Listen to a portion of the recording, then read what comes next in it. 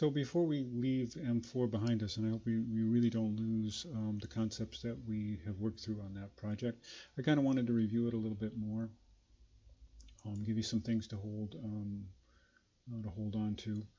This came up in last year's class. I didn't see any examples so far of this issue, but I did wanted to kind of point it out. I see this a lot of times in architectural presentation drawings.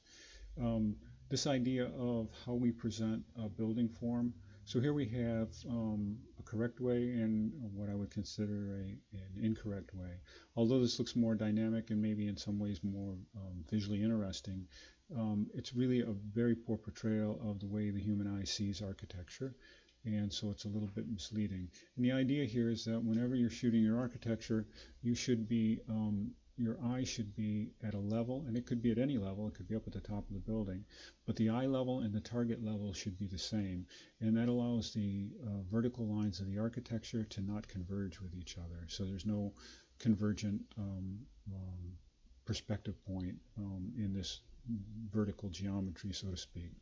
So if you look at all professional photography and renderings of architecture, you'll probably always notice this kind of, or you may just subtly notice this kind of conformance to these ideas of the lines not converging. And in real life, you don't really see this effect. It only happens because of the physicalities of the alignment of the building's vertical plane with the film plane of the camera or the digitizing medium that's creating it. So something to keep in mind. And like I said, I didn't see projects. I haven't seen many issues with this, but this was a big issue last year. Another issue, it's easy to fall into, and once again, I haven't seen many problems with this, but there's been a little bit less experimentation. This idea of the amount of curvature that we apply to surfaces and then the amount of segments that we create for it. So in this case, we're generating this kind of a sinusoidal curvature, and when it's populated by a fine enough unit assembly, we get the feeling of that gentle curve.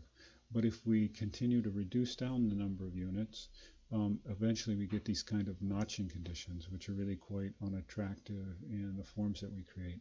So, but there is obviously the trade-off, and a very good trade-off. You really want your structure to probably be as coarse as possible and still accurately portray your shapes.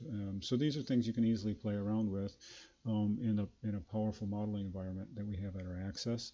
And just be aware of if you're going to push the limits, make sure you are cognizant of the kind of effects that are happening here. And likewise, if you're coming up with structures that look like this, most likely you can refine them by going to a finer mesh divisions of the surface. So I don't want you to all of the lessons that we would have taken from that going forward, we can still go back to planar surfaces, the changing of patterns. We're going to look a little bit about this idea of using computational design to mix up and change our patterns for us in these kind of curtain wall assemblies.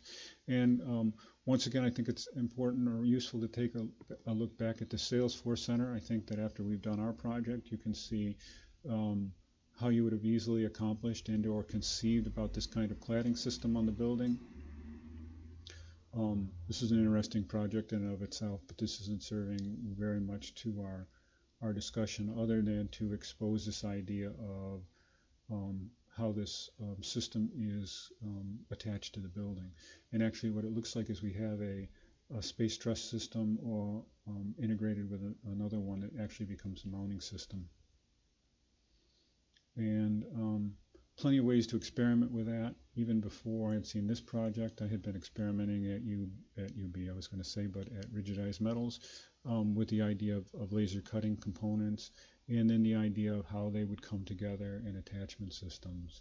In this case, this is not unlike what's going on in these unitized components for the Salesforce. But once again, keep in mind lots of opportunities for advancing the concepts and designs here, but still using some of the basis of our understanding of ways to model with space frames and panelizing systems. And we'll pick up on calculating next.